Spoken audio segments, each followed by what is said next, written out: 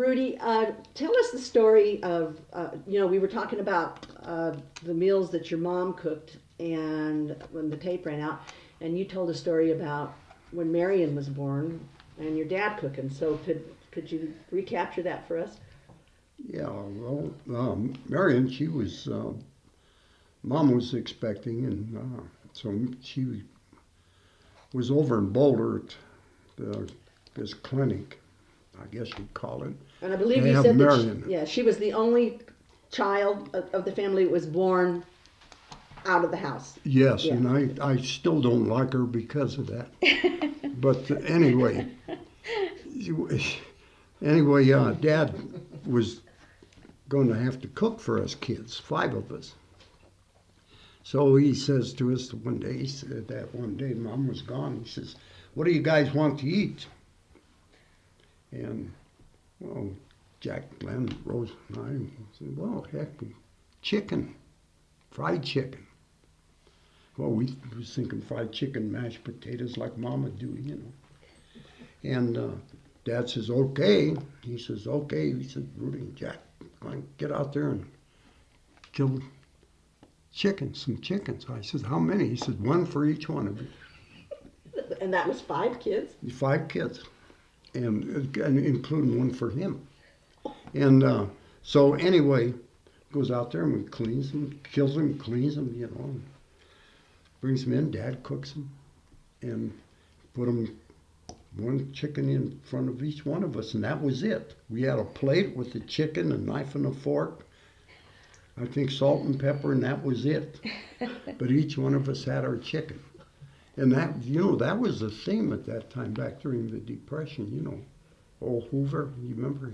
Right, a chicken in every... That's right. A chicken in every pot. We had them, but we weren't Republicans. But did you deplete your mother's chicken? Oh, yes. The bad part about it, she had this one little hen. And that hen, I think Mom had some kind of control over her because she'd say, "Rudy, go see if that Bandy had laid an egg," you know. And I'd go up there and she was always on the nest, that dang little thing. Reach in there and she'd peck you, you know. Mm-hmm. No eggs. I come back and tell Mom, "No egg." Okay, wait a while, she will. Pretty soon she'd go up and check again. So I go up and check. By golly, there'd be an egg there, you know. But anyway, we ate Mom's chicken. Oh. And she come home and she check her chickens out in the pen there, and she looking around and pretty skimpy, you know. She says, "What happened to the chickens?" "We ate them." Man, she was mad at Dad after that, boy. She's lucky. He's lucky he got back in the house. Oh. But, well, that led to another good story that you talked about, Marion. You said Dad couldn't do anything. Yeah. Oh, every time we would clean the house in the spring, paint, or work on the garden, or do anything, he got sick. Yeah. I mean, he was deathly sick. He either had a headache or he was sick. He laid on the couch. Do you remember how he'd lay on the couch? Yeah. And he was sick. I sometimes I think when I used to have a headache, I used to think, I'm getting just like Dad. You know, I'd lay on the couch and get sick. Well, he was a smart man. He put so much work into the city that he didn't want to do it when he got home. Yeah. Yeah, he would not. When it comes to around the house, he wouldn't do it. No. Just no way. And I can remember. Well, I sheetrocked that whole house. Yeah. And insulated, because Mom and him, they were living in it, and I think it was their 45th or 50th anniversary, but Mom was still cooking on that dang wood stove, you know, and she loved that thing. I mean, she'd take that emery paper, remember, and she'd be able to she'd shine that thing. That dang thing shined like it was stainless steel, you know. It did. And so we gets the bright idea, we're going to get Mom a new stove. So we got her an electric stove. Yeah. And God dang it. And bought her an electric coffee pot, you remember? Oh gosh, yes. Threw the old coffee. She'd make coffee in a pan. Yeah, that's how we had our coffee, in a pan with the grounds. I mean, the ground's floating in it. And, but anyway, we threw that pan out, got her an electric Sunbeam coffee maker. Yeah. Got that stove, and they come home, and she walked in the kitchen, and she looked at the stove, and she said, what's that doing in here? I says, Mom, what the heck you think it's doing in here? It's your new stove. What's the matter with the old one? Bring the old one back, she says. I says, no, they don't use them anymore. Coal was going out, Yeah. By God, she said, how am I going to cook on that damn thing? I says, you can learn, Well, anyway, she used it. But then, when it come to making coffee, I showed her the new Sunbeam. I can still see that damn thing. It was white porcelain, Yeah. And I thought it was great, So what am I going to do with that? I said, that's to make your coffee. By God, I am choosing that. She never did. Oh my goodness. She No. never used it. Never used that damn thing. Do you remember how the floor in the kitchen ran down because of the old coal stove? Mm-hmm. I can remember going on my roller skates and rolling down the thing. And then remember when I got the goat and we had the door between the sun kitchen and the regular kitchen, and she put the goat out there, and he broke the window and jumped in and came into my bedroom, and Dad says he's got to go, so I put him out in the toilet, and I wouldn't stop crying, so he brought him back in the house. I'll never forget that. But I can remember rolling with my roller skates down. Then Remember what I did with your roller skates? No, I don't remember. Made a scooter out of them. Took the wheels off. Yeah, Sure. I took them on, put a box in the 2x4, and you was crying I probably was. to ruin your roller skates. You ruined my roller skates. And in case someday kids are watching this, tell them what a pair of roller skates looked like back then. Well, they were steel wheels. They were steel wheels, and they had a clamp that would come around the side and hook onto your sole of your shoe. And turn your sole up, Yeah, and turn your sole up. ruin your shoes. And then you would take your skate key Yeah, and tighten them up, which I have one right there in my box. And you take that key and tighten them up, Tighten them and up, and away you go. off we'd go. Remember, you could hear kids coming down off of the hill with them steel wheels. Wheels. Yeah, yeah. God. So that hill was great for summertime roller skating, and then it was great for wintertime Sledding. sledding. Yep. Ice Tell a little skating. bit about that. And ice skate. Oh yeah, we used to ice skate on the streets. Yes. Yeah, when the snow would come in, it would get compacted down. Down. Yeah, that's We what- ice skated on the streets. I remember ice skating on the Yeah, street. we ice skated up at Harper Lake. Yes, yeah. Yes, we did. Did you? When we were kids, we used to take. It was after Christmas, and we take the old Christmas trees and drag them up there, We did too. and have big bonfires and that. Yeah, Yeah. yeah. I think it went from our brothers and sisters They just all the handed way that down, handed yeah. that down to us because we all did the same thing. And being so bloody cold on the way home that you thought your feet were going to fall off Yes, because you stayed too long. yes, You know. yes. And our parents trusted us Oh yeah. to go up there and light a fire and keep warm and have a good time. Yeah. But they weren't with us, believe me. And remember when we were kids how we would take and dig a pit in the backyard and put coal and stuff and put potatoes in there and Bake 'em. bake potatoes. I remember baking We potatoes. used to go down the creek, right down here, Yeah, build a swimming pool. Yep, the swimming hole. Yeah. Yep. yeah. And old Mayhofer, he'd watch us. And he never bothered us. Old John Mayhofer never bothered us kids. We worked like beavers. I mean, we filled gunny sacks with sand, and we dammed that little cold creek up until we had a swimming pool, 10 feet of water, and maybe 20, 30 feet long, you know. And we built us a diving board and everything, man. It was a nice swimming pool, you know. Mm. But that was our summer project. What? But then he would, well, you got something to say? Or? Go ahead. But No, bring it then up. anyway, he never bothered us all summer. Then towards the end of summer, he'd come up and he'd break the dam. And what he did, he'd let us store that water for him, and then he'd irrigate with it. See? So there you go. Mm-hmm. And do you remember Jack going down there and you swiping Jack's clothes and him having to come home after dark? Naked as a jaybird? Yeah, Oh, he my. went down swimming, and him and Rudy and Glenn, and they went down swimming and they swiped Jack's clothes and they came home with them. So you got to figure from here, Coal Creek, to 721 Lafarge, he had to wait till it was dark before he came home because he didn't have any clothes on. You know what we did too?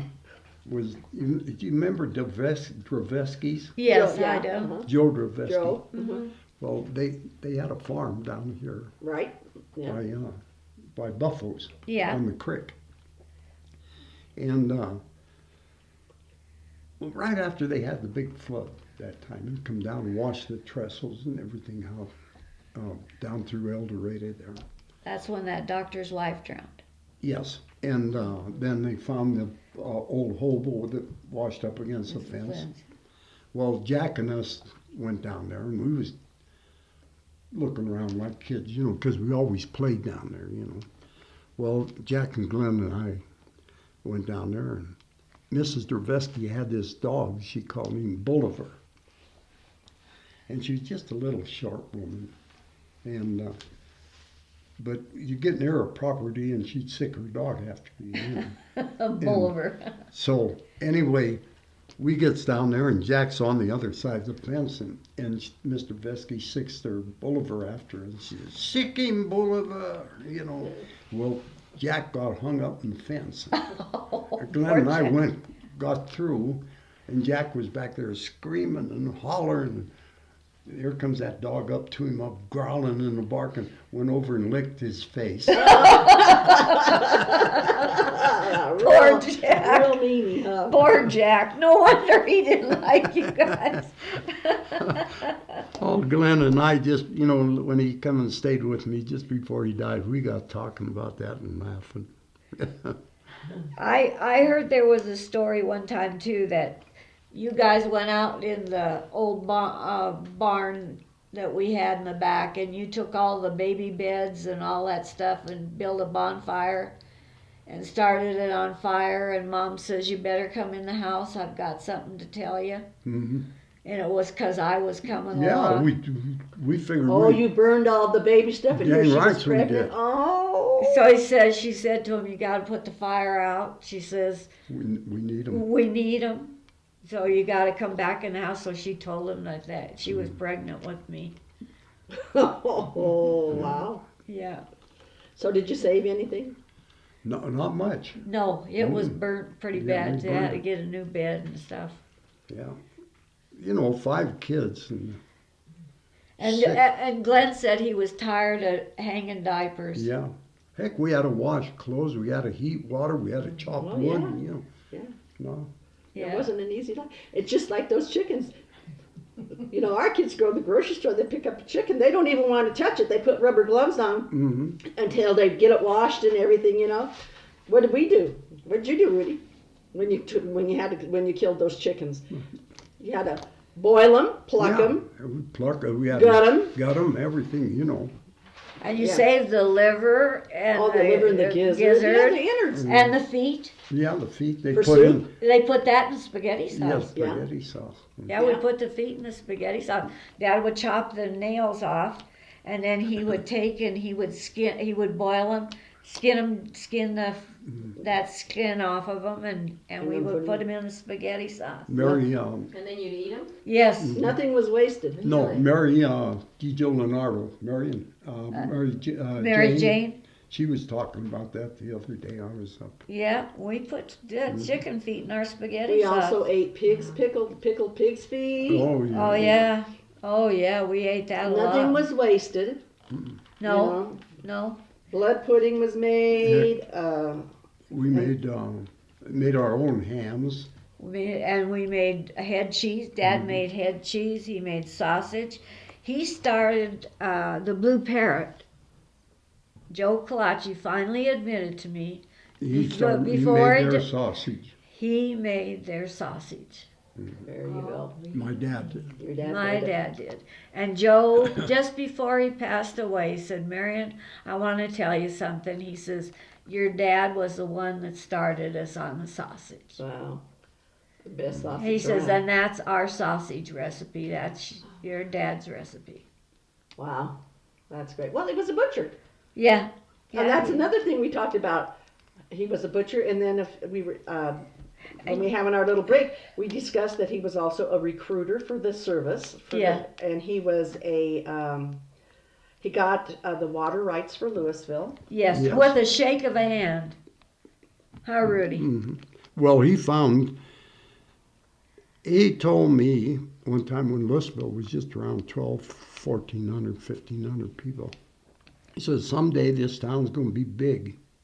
He says, bigger and bolder. I said, Dad, what about Lafayette? They ain't going to amount to anything because they don't have the water, he told me.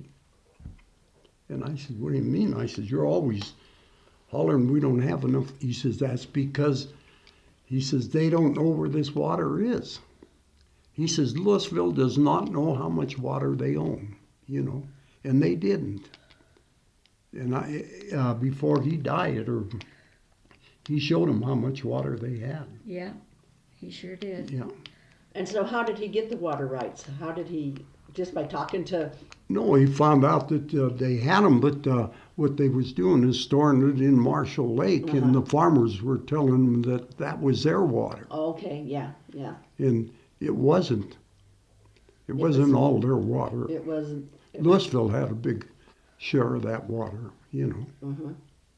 So, Well, that's how that came about. yeah. And who was that guy besides Joe Morato, the lawyer?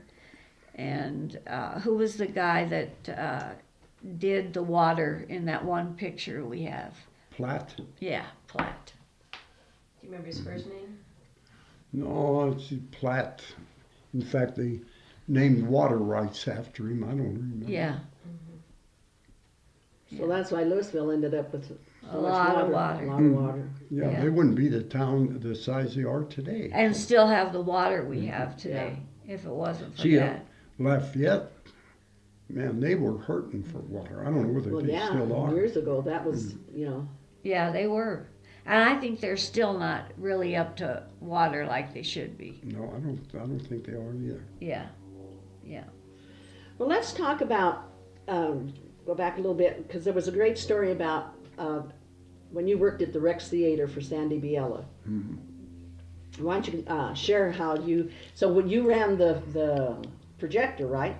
Well, Denny Lipinski and I, yeah. But what they did, in those days, you didn't have a light, a bulb as such, to illuminate the screen, What you had is two carbon tubes, about the size of this pen that I'm holding here. And but they would come together, and the closer they got together, they would arc and burn because they had electricity hooked to them, And that would give you your light for your projector. And it would be projected onto the screen with your picture. Well, Sandy would always have us start out with maybe a small piece, of carbon, and we tell him, we say, Sandy, why can't we put a new carbons in there. They're longer, and we won't stop in the middle of the film, and kids won't be stomping the floor for you to resume the picture. No, like all of you guys burn them up, so we'd burn them right down to where there wasn't anything left, and then we'd have to shut the film down and insert carbon tubes in there. And I think the reason for it was it gave them an intermission, and during the intermission, kids bought candy and popcorn, Mm-hmm. Had a method. Yeah, he had a method to his madness. Yeah. Yeah. Yep, he was no dummy. No. But, Well, let's talk about, just being a kid in Louisville. The things that that you remember. Rudy, did you go to the old high school that's up on Main? where Fisher's apartments are? No, my brother Glenn did. Okay. So you went to the high school on Main Street, Mhm. and the old Louisville grade school. Marion did too. No, I No, went wait, you went to Catholic. Catholic We school. went to Catholic That's right. school. That's right. You did, because I went like. We 40 both went to Catholic Mm-hmm. school. And did you graduate from St. Louis? Yes. Yeah. Mhm. Okay. All right. Yeah. And did you intermingle a lot with the public school kids? Oh, yeah. Oh See, yeah, we had. when you went to Catholic school, you cut to go home. For us, we cut through public school grounds. Yeah, the publickers. Yeah, public, publickers, and we would. I got to tell you, this one old nun. I don't know why that woman watched me so close, but anyway, I'd cut through that schoolyard, and she'd watch me, and look out that window because I'd come right by their No, right by the old house, Yeah. right there. nun's house, and she'd be sitting there in the window, and she'd say, "Now you get right home, Rudy." Okay, sister. Man, I'd go, and I'd ride up on the swings, or I'd play with some of the kids, and stuff. And God dang it! Next day I'd come back up there to school, and she said, "You didn't go right home like you were supposed to." I said, "No, I played with those kids. You go right home from now on." And she would watch me closer than anybody I ever seen, but she didn't like me. I know she didn't like me because I'd be reading a story, I think it was See Dick Run, See Jane Run, that. And I'd have my head down too close to the book. She'd come up and grab my hair and pull my head back Ooh. and Favorite. say, "You hold the book out here and you sit there and read like that." Yeah, but you couldn't see it. Read it properly. I couldn't see Yeah. because Yeah. I needed glasses. And so pretty soon I'd be back down there and I'd be reading aloud for her, and she'd pull my head back. So I went to Uncle Blackie, he used to cut hair. So, Yeah. and when he was sober and when he was drunk too. But anyway, I go down there and say, "Uncle Blackie, I want a haircut." I got the shakes. I can't do it today. I said, "I got to have a haircut." Oh, okay. So he'd get me in there and he had them hand clippers, Oh yeah. And I said, "Just cut it all off, Uncle Blackie." So he cut it all off. He said, "How come you did that?" So I told him, I said, "That keep that nun from grabbing my hair, pulling my head back." So that next day, boy, I'm down there, I'm reading like this. And here she comes, I hear her walking behind me. Yeah. She stood there a while. You know what she did? She grabbed my ears and pulled me back. And I thought, hell, I can't cut my ears off. I don't think so. I heard a story that one time Jack took you to church Oh, I know that. I know what you're getting at. Go ahead. and you had a quarter to put in the basket, but you didn't want it in the I don't know, in the basket they passed around. And you didn't want to give the whole quarter, so you put your hand in there and took out change. I did. Yeah, my brothers were famous for that too. Was it I'm that old. 35 cents in But change? but how much in change did you take back? 15 cents? I took more than that. I think I left him something like 5 or 6 cents. And but the beauty part of that story was they would have a printout of how much you donated at the end of the year. You know. Well, the Callahans, the Rees and them, they all had money. You know, they was $50 for them. Here was Rudy down at the bottom, I think 6 cents. Jack was mortified. He says, God, he told Mom, he said, I don't want to take that kid with me no more. So anyway, Mom says, what possessed you to do that? I said, well, what the heck? I says, Father Benedict says, you don't care. He told a story about the old woman that didn't have anything, you know. I says, heck, I says, the Lord thought she was okay, you know. I says, I gave what I had, you know. And What about calling the nuns a penguin? I heard you did that too. I did that, yeah, and I got in trouble for that, Marion. But anyway, hey, what the heck was I gonna? There was, we had this priest, Father Benedict, and there was, how you greeted the priest in them days was, praise be Jesus Christ, good morning, Father. Or Right. praise be Jesus Christ, good morning, sister. You know. Right. And so Jack's taking me to church. And we're walking up there. Well, here's Father Benedict coming out of the house there, you know. And I thought, boy, I'll beat Jack to it. So I says, Jesus Christ, good morning, Father. I bet Jack just about. He hit me in the back of the head. We didn't go to church. He took me home. Oh, Christ. I think you and I would have got along real well. Alrighty. Oh, that's great. I was always in trouble for something. Who were your best friends in high school? Oh, best That you ran friends? around with? Oh, I think Dick Franchini. And Bob, Who? what was his name? That was Glenn was friends with Duke Damiana's. Oh, Husband. that was Tar Damiana. Yeah, Tar. Bob. That was who? They called him Tar Damiana.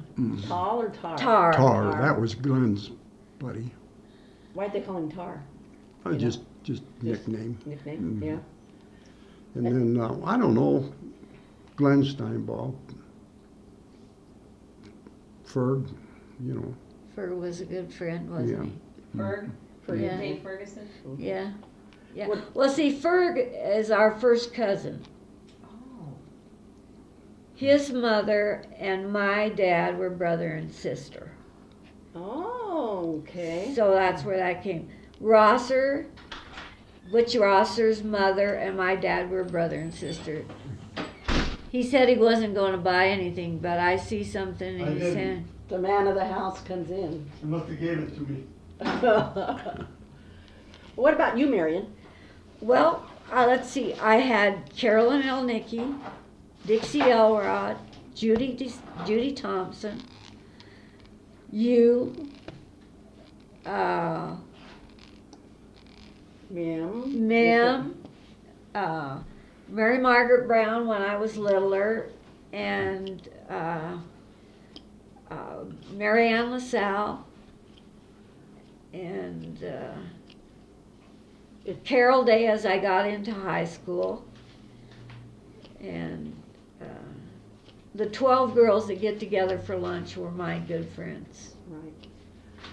So if you look over your life growing up in Louisville, what, it's named the best little city in the United States to live by Money Magazine. What is it that you feel has kept that cohesiveness about the town that brings that title to the town?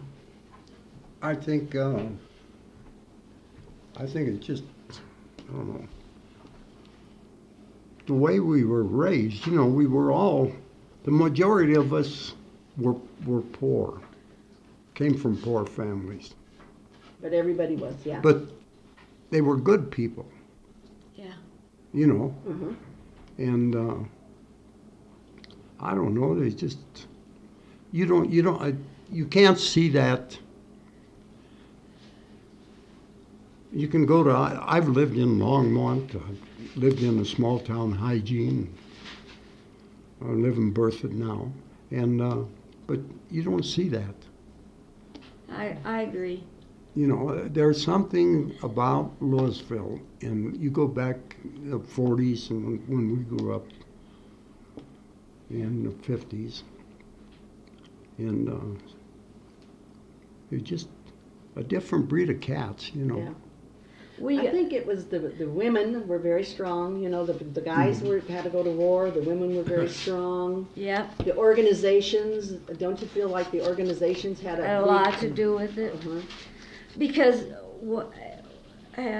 as after I had Bill and I never went to work, I never had to go to work. I belonged to a crocheting club here in Louisville for years. I belonged to a sewing club for years with some of the people that were 20 years older than me.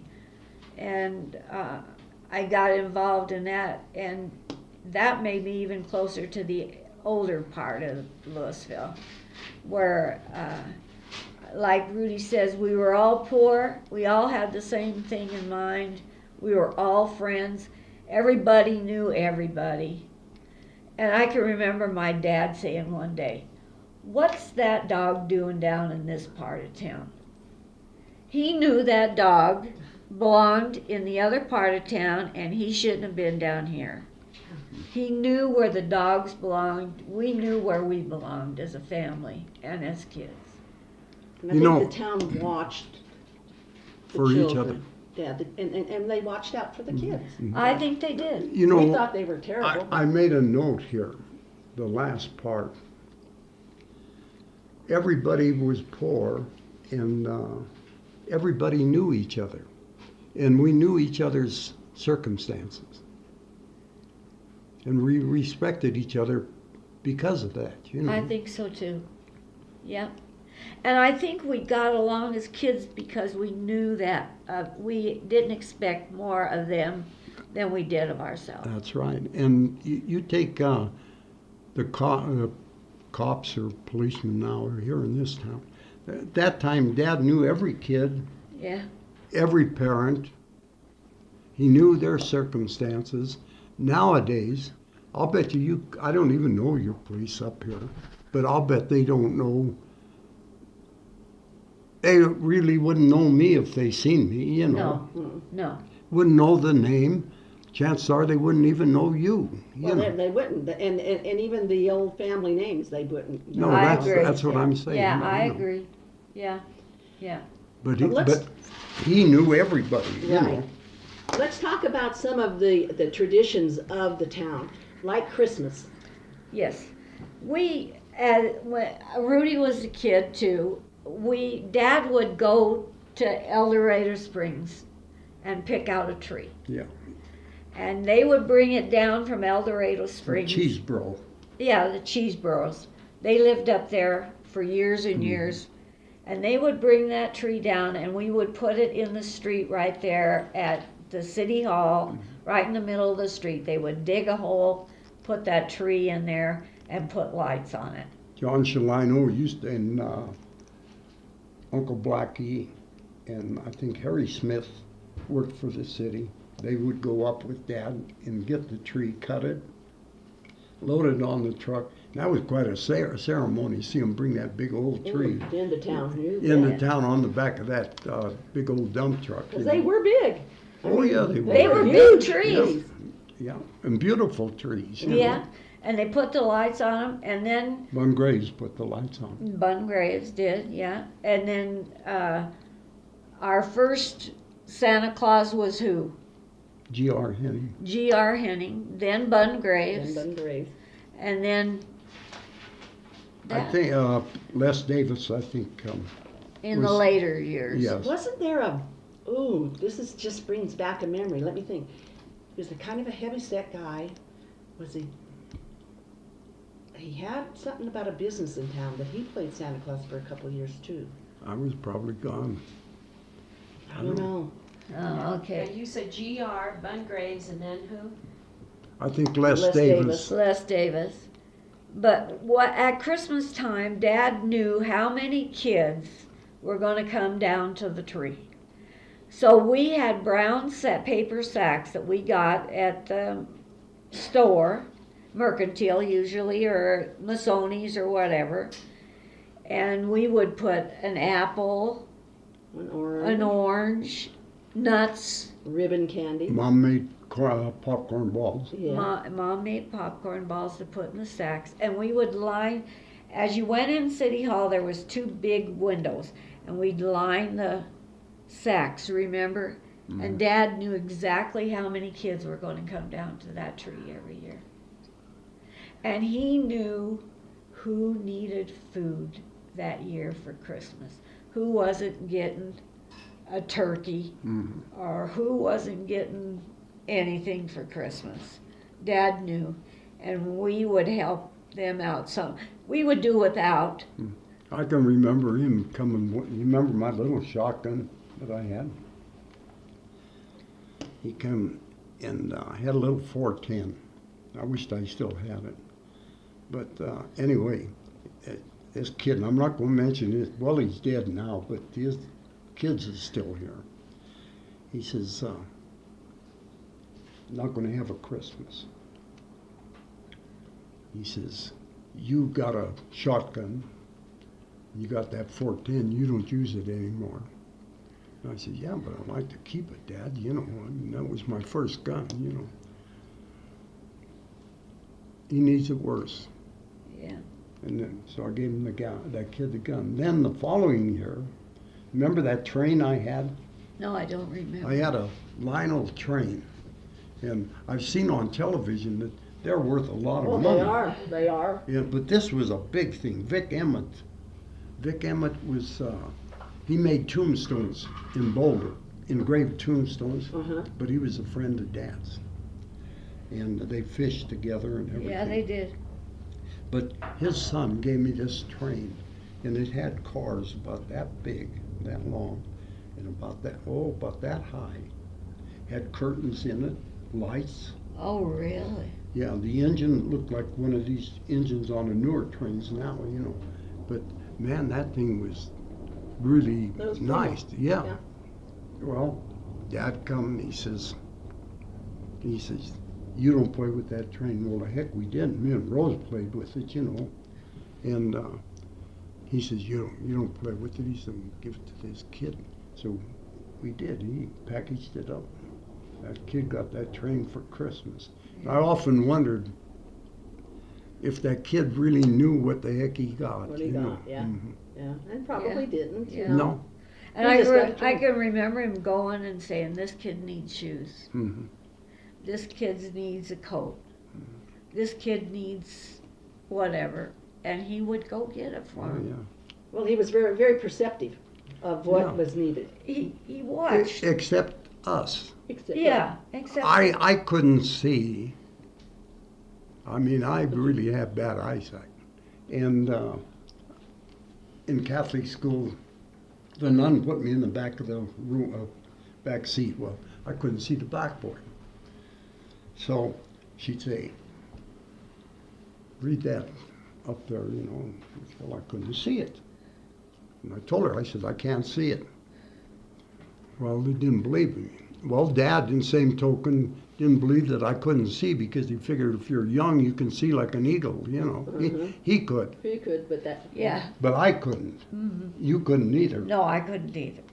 And so anyway, finally, dawned on him, I think Uncle Pete told him, he says, God dang it, Uncle Pete used to take me hunting, you know. He says, Ring, he says, that kid needs glasses. Mom says, how come Rudy's eyes so red all the time? You know, well, I was trying to squint to see. You know? Strain. He says, because the kid needs glasses, Yeah. you know. Yeah. So anyway, he takes me to Longmont, gets me a pair of glasses. Well, I come out of there. I bet you thought you were in heaven. I told Dad, I said, man, I never realized the grass was that green, you Oh, know. that's like me. I couldn't believe that there were leaves on a tree. That's what my brother-in-law Milt said. He said, when he put his glasses on, it was like you weren't looking at a big green mass anymore. You were looking at leaves. leaves. Yeah, yeah. See, and the thing that people don't realize, your world was right around you. I mean, it wasn't Yeah. 2 miles from here or 2 miles. It was close. Yeah. And I Yeah. mean, I think you observed more Yeah. because of your eyesight than those people that could see further. Yeah. Really, Yeah. you know. Yeah. That's true. Yeah. We got 20 minutes left. So so we talked about some of any other Louisville traditions besides the Christmas? I know that you were very involved. Marion used to get to ring the bell at the fire hall. Well, I used to go down at Christmas time. We had loudspeakers at City Hall. And we could play records. Do you remember us playing records? And I used to go down and play records. And I was very lucky. One time, Dad says to me, I says, can I bring Carolyn with me, Carolyn Elnicki?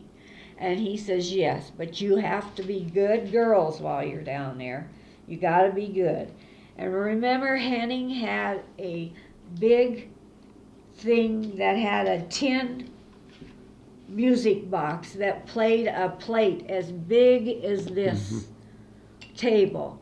And it played Christmas songs. And I remember him bringing that down every Christmas so we could play those on the loudspeaker. So when you were downtown and that, you could hear the music. You could hear the Christmas music downtown. And we only did it for so many weeks in December. And I used to go down every night at a certain time, and Dad would let me play until probably 7 o'clock.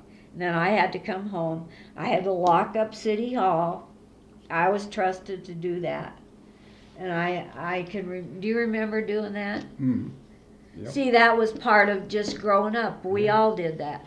And probably when you started was the day after Thanksgiving, because there were no decorations of any kind for Christmas until the day after Thanksgiving. The merchants had nothing up until the day after Thanksgiving. Well, you know what I want to do now, though, before I forget it, is, and I don't think I told you about the time that we had the blackout. Oh, we were going to discuss that they had blackouts here. Yeah, and but anyway, they would have these blackouts, and they would have civil defense wardens on each block. On my block was Abe Brown, George Brown's dad. Okay. And so anyway, on the old town hall, there was just a light switch, and you throw that switch, that would tell people there was a fire or an air raid. One continuous blast was an air raid. Pulsating was a fire. So we were playing poker in the back part of the old town hall. Frankie Dilgenaro, Carmen, Billy Madonna, and I think anyway, Dee Dee Allen. So anyway, he goes to work, and I gets the bright idea to have a air raid. So Kind of like, what's his name that had the so aliens? I went out and I flipped the switch on the siren, and the siren went off. Well, all I had to do was run right up the alley, get in bed, half a block. Frankie and them had to run 6 blocks, 7. Well, Dad's coming down the street in the police car, and he sees Frankie going up the street, and he pulls up alongside him, he opens the door, and he says, "Get in." Frankie jumped in. He says, "I didn't do it, Ring. Rudy did it." And this was Frankie who? Frankie Dilgenaro. Oh, okay. So he says, "Who else was in on it?" Well, Carmen. Well, he swings around. Carmen hadn't made it home yet. He got Carmen. Come back down. I'm in bed.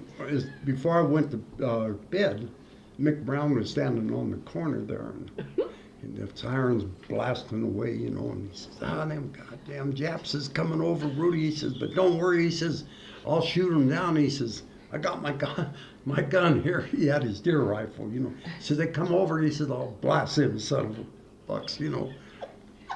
And anyway, I says, yeah, Mick, you know. I says, I got to go. So, man, I run home and got in bed, and I just pulled the blankets up over me with my clothes on and everything. I'm laying there in bed. Pretty soon, here comes Dad. And there, get out of bed. I said, Dad, I'm sleeping. He says, get out of bed. I said, Dad, I'm sleeping. Can't see I'm sleeping. He says, get out of bed.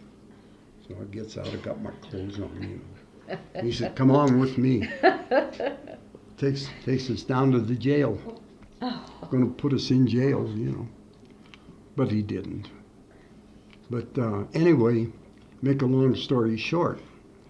Next day, he says, come to me, and I says, Dad, I said, I'm still in trouble over that.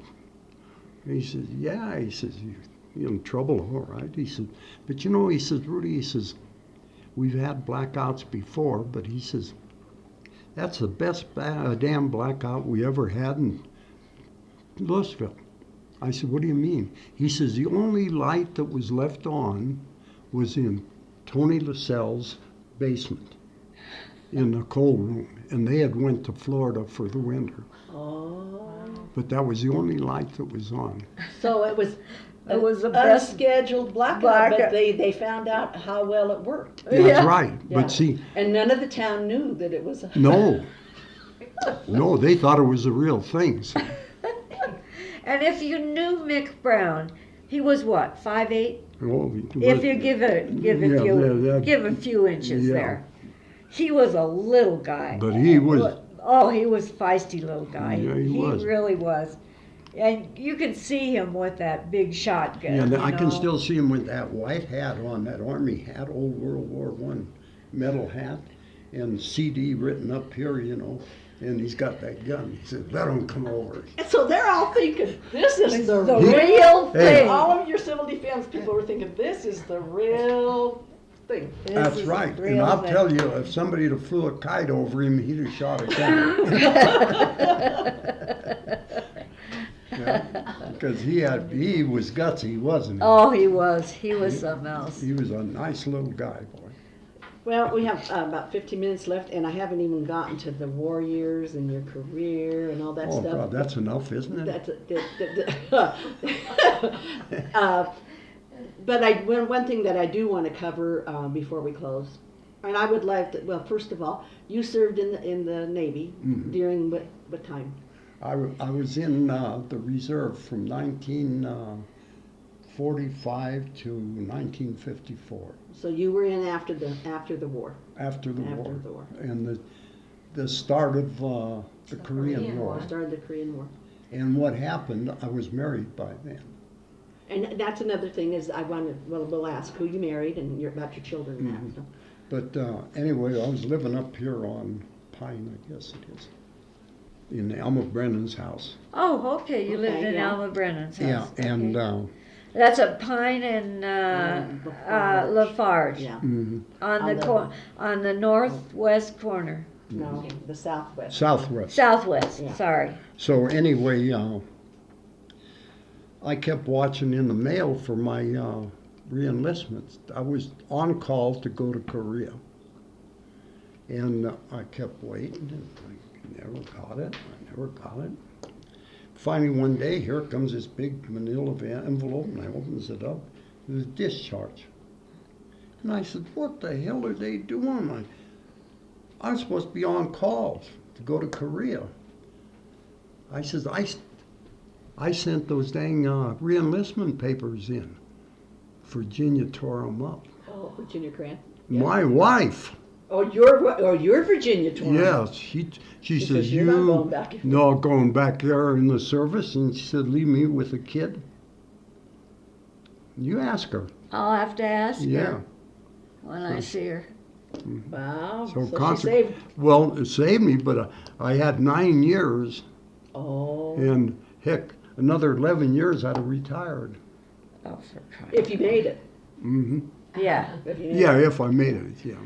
What was it like, real quick, growing up? Because you were a teenager during the war then. Hmm. Yeah. So do you remember the end of the war? Oh yeah, What did they do in Louisville at the end of the war? I wasn't in Louisville at the end Oh, of the you war. weren't? I was in San Francisco Oh, okay. when the war ended. When the war ended, huh? Okay. What were you doing in San I Francisco? was in the Navy. So that's, oh yeah, well, the Okay. war ended in 1945, Hmm. and you were already in, yeah, Mhm. yeah, okay, all right. So you missed the activity. What was it like being a teenager in Louisville during the war years? Well, I You were think, too little. well, I can remember no sugar, sugar rationing, shoe rationing, tire rationing, gas rationing, stuff like that. Mhm. I worked for Masoni in his filling station when I was in high school, when they had gas stamps, Right. Uh, you had to watch people because they would come in and say, I gave you a stamp. They would have A stamps, B stamps, and C stamps at that time. I don't know whether they had D, E, and F or not. I only seen A, B, C. But anyway, this one particular person come in and says, put me in so many gallons, so I put them in. And I says, I'll give you the stamp. He said, I gave you the stamp. I said, no, you didn't. Oh, yes, I did. Well, what's a kid gonna do, 16 years old, Yeah. Who's going to believe me? That's right. So LJ says, you pocketed that stamp. I said, no, I didn't. I said, I did not. Old Guy Brown was the mechanic, Oh, yeah. Well, he believed me, see. And I said, no, I didn't. I said, I don't even have a car to. Put gas in. Yeah, I said, what the hell am I going to do with gas? I said, I don't even have a car, But anyway, okay. So, but that guy never tried pulling that second time because I wouldn't put gas in. He'd come in, he'd say, put me in 3 gallons. I'd say, give me the stamp, Yeah. I You learned. never got me the second time. Yeah. Yeah. I don't remember much about the war years because I was really too little. I do remember Jack and Glenn and you coming home. We always come up the alley. Remember how Mom would watch the alley? I always came up the alley. I remember you guys coming home. I have pictures of you, and I have pictures of me and Jack and Glenn, and of you in the service. I can remember I got off the bus and I walked down the street and Dad come running out of the police station there. Can you imagine a parent? Can you imagine? It gives me goosebumps when a kid came home. I remember my brothers coming home, and it was just always, Well, and It's to such have a 3 special time. boys and have 3 boys in the, in the service. Yeah, yeah, Jack was in the Army, Glenn was in the Coast Guard, and Rudy was in the Navy. yeah. And to have 3 boys go away at the same time, and then Jack being up in Alaska and having that problem. And they sent a letter home saying that he was going to be all right and everything, that it was quite a thing for Mom to have 3 boys in the service at the same time, I think. Yeah. But I come down the street and Mary Kalachi Yeah, seen me, and she come running out the front door there. a blue pair. The blue parrot, put her arms around me, brought me in there, and Mike was in there. And we sat in the booth just as you went in the door. It's changed now. Oh yeah, there was a booth, yeah. Mhm. And we sat there, and she brought me over a beer and a shot of whiskey. And I says, Mary, I'm not old enough, You're old enough to wear that uniform. You're old enough to That's drink. exactly right. That's just what she told me. And that is the truth. Yeah. Yeah. Well, we're coming very close to the end of this. Rudy, could you tell us who you married, how many children you have, and I married Virginia George. Was she from here or? Yes. Okay. She was born in Ty-Siding, Wyoming, but she lived here. In fact, she was my neighbor. And when I come home from the Navy on boot leave, Mom says, when you go back, send that little girl something, you know. So I didn't. I thought, what the heck I send her? I don't know what to send her. So I went to the post exchange and I bought a little necklace with a cross on it. And I sent that back to her. Never paid any attention to her after that, you know. Well, I think she wrote me a couple of times, but I don't think I wrote her back. But anyway, I come home and I didn't go with her for a while. I was home 3 or 4 years before I ever went with her. And then finally I started going with her. And eventually married her. You know, we have 2 boys. Mike, who is a pipe fitter like I was. He still is. He works at CU. And Chris, who is works for Ken Salazar, Department of the Interior. Oh. He works in Washington, D.C. And I have a granddaughter, Kristen, who works at, what the heck do they call that? It's a computer outfit there in Longmont, and I can't ever think of the name of it, you know, but she works there. Great. And Marion, what about you? I married Bob Jr. We went to school together. We were sweethearts in our 12th year of high school. And we have one child, which is Bill, and he works for McKesson. And has 2 children, a boy that will be 21 in March, Carrington, and Keanu is 13. And he married Kim Dvorsky, which she is originally from Louisville, and her mom is originally from Lafayette. And just that's all I think that I have to say. Hey, Bob, Hey, Bob. Hello. would you come in here a minute? No. Come on. You only got a few minutes, so get your rearing gear. So Bob is, Bob Jr. and his family's been here for many years. We want to get you on to. My dad's 92 today. Oh, that's right. Mary was saying. now stand over there. Come over Stand here. over here, Okay. behind Can you us. see? Don't get Okay. too close to Okay. me. Yeah. Oh, don't get too close. This is Bob. This is Marion's husband. And how long has your family been here, Bob? In Louisville Louisville. for 30s? the 30s, huh? And you were you born in Oak Creek? Yes. Yeah, that's right, that you were, yeah. And then they came here, and did they come from mining also, or Yes. what brought them? Yeah, because they probably mined up in Oak Creek too. Yes, didn't he your worked dad? in a mine in Oak Creek, and he also worked down here at the mine.